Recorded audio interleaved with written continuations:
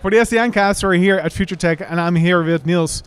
Niels, for the people who don't know you yet, could you please introduce yourself? Yeah, I surely can. I was almost trying to say like, hey, maybe you should rewatch some of the previous ones we've done. But I'm Niels Tanis, and I work as a security researcher for Veracode, which means I'm developing software, but I'm also breaking a lot of software, and I enjoy doing that. That's my full-time job. And talking about software security is also stuff that I enjoy at conferences like this, like Futuretech, and then explain to people like, hey, if we do this, then we have bigger problems at the end. So be cautious about it, and yeah, that's the thing. So that's why I'm here as well. And we always see sessions from you, security. You're Mr. Security at some conferences, but now you're talking about Gen AI as well. Yeah. How did that came to be? So mostly looking at it from an industry perspective, Gen AI and tools, code tools, help us productivity boosting all stuff, right? It helps us to deliver faster, and I think that's a good thing because we can do more with less time. Everybody's happy about that. If you're a lazy developer, you don't want to do minimal stuff. It's the same. I'm a lazy developer. I always say it that way for that same reason. But there's so much intrinsic stuff happening, and I think we should keep it on the edge where we put the trust in those kind of systems helping us out.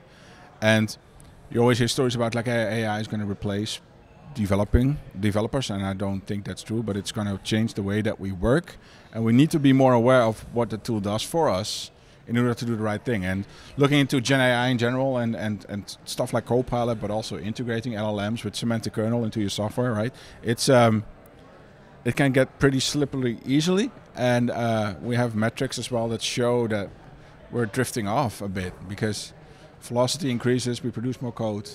On average, the code quality of tools are as good as the average developer because it's been trained on public data sets, unless there are sophisticated like fine-tunings done at the end, which we're heading into the right direction with some specialized tools for sure. But at the end, it's still the additional developer, mediocre minion that helps you out developing stuff. So keep an eye out what it produces.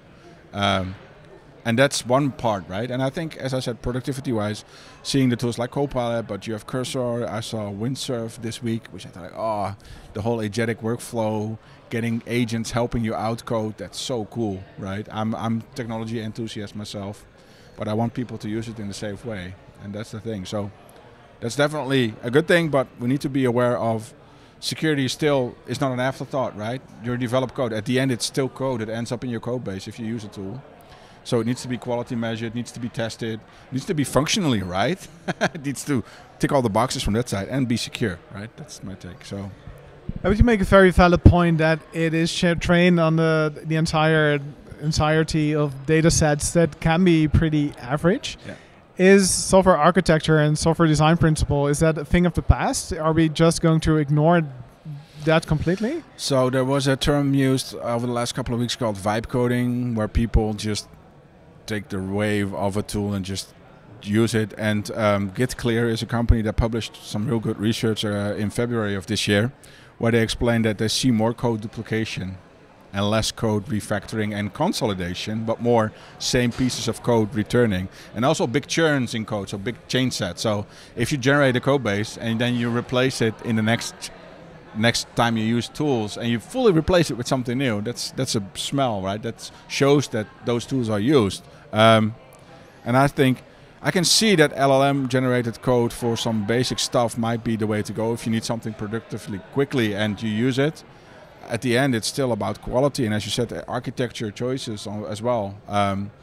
We should do a better thing, and the answer to dealing with this is also in the Gen AI space, because if you look at tools that can fix code, Copilot, veracode has one, veracode fix as well. We can help you out fixing a vulnerability if it's a single line piece, but we cannot help you out. That's also what I said during my session with replacing a full cryptography implementation inside your application, because that's more about architecture, because it involves data. It needs to be backwards compatible because data might still be there. It needs to be read, right? There's a lot of stuff, and that's something you cannot do with a single shot call to an LLM. It needs to be more constructive, and I hope that we are able to have models that can do that reasoning and help you out. Like, hey, if you change this, then we need to be aware of data that's already there. So we need to have, and if people then have that hand holding throughout, then that helps. But yeah, architecture is still important. It's quality as well. As I said, it needs to be functionally right. And the answer lies in Gen AI as well, which is, I think, cool because, yeah. Yeah, but then it can be a learning experience as well, fixing no technical depth issues, even if it's one-liners. Yeah. Do you see any value of in developers actually fixing them code themselves so they understand what's going on? If an LLM does it for them, then they're going to make the same mistake next time. Yeah, a good question. I find it hard. As I said, it's if you're able to fix a thing and if you're willing to understand what it has fixed for what reason, right? An LLM can explain how code works pretty easily as well, the opposite way, right? I do a lot of stuff on still Rust research, and I sometimes see Rust code bases, and it's like, what the is happening here?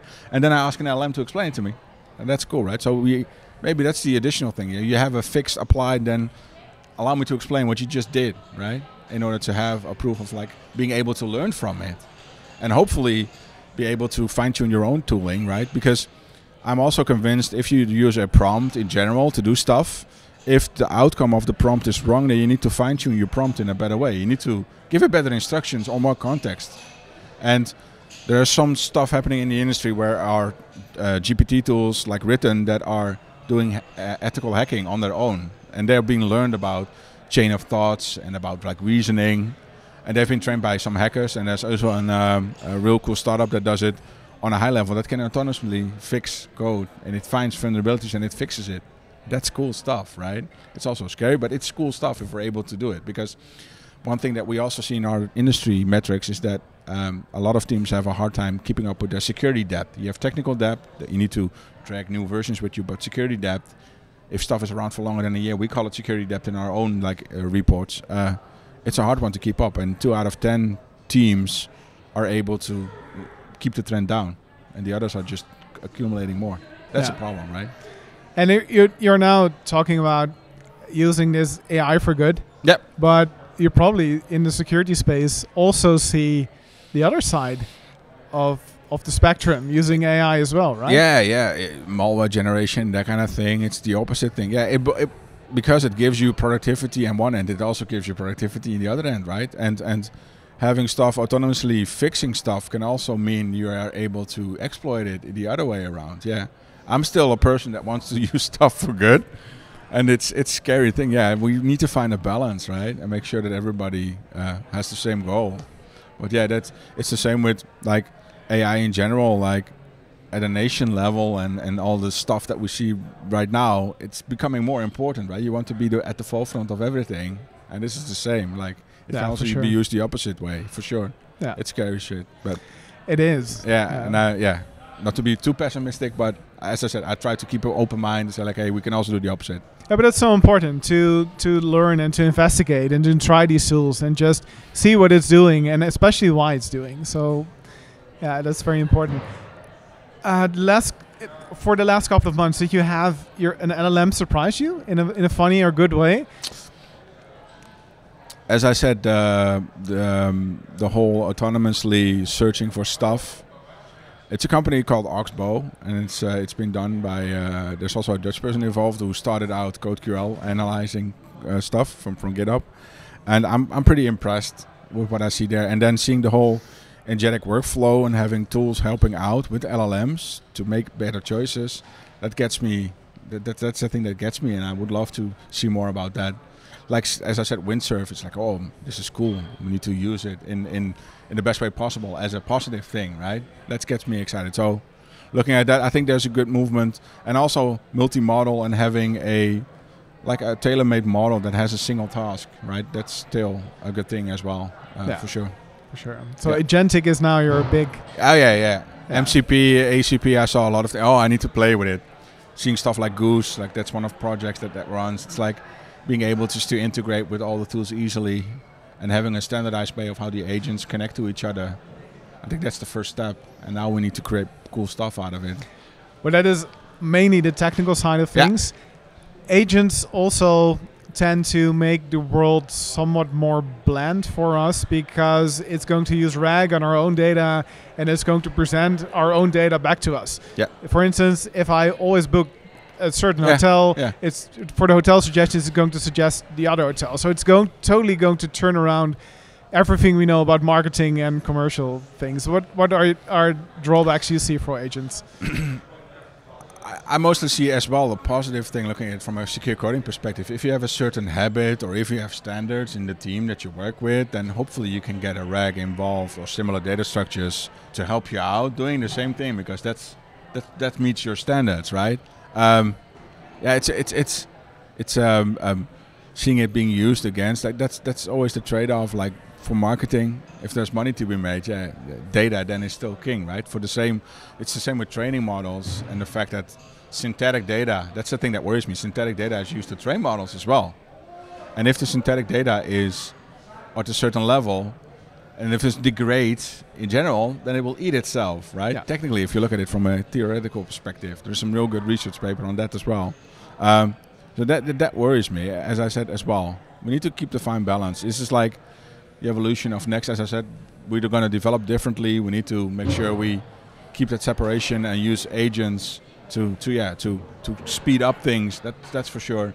I would love, like, if I go on a holiday to a certain country and I have my preferences and I love to do city trips and I need to do a museum and my son wants to know if the Lego store is in that city as well, then we're good, right? That kind of thing. That would help me, right? And I can see that's a decision you can make for yourself as long as you're able to control it, right? I want to share this data, but it's the same with internet right now with cookies and tracing stuff, right? That's very true. We're doing the same currently. It's maybe naive to say it's not happening right now. It's only differently shaped if you use it in an LM. Yeah, but it's then turned to you in so personal level. It is because it knows everything about you. And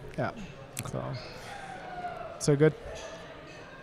Could we expect more Gen AI sessions? And for me, the whole energetic stuff, I sincerely hope I can do some cool stuff. Maybe create a tool that people can use. That will be cool. I have a lot of other ideas and always like less time to do stuff, right? And there's still work that needs to be done. Always. That's fine, but it's I enjoy it. So yeah. Cool. Oh, awesome. Well, cool. A lot to look forward to. Thank you so much for see you around next time. Thanks, Roelant, for the interview. Awesome. Okay, Thank thanks. you.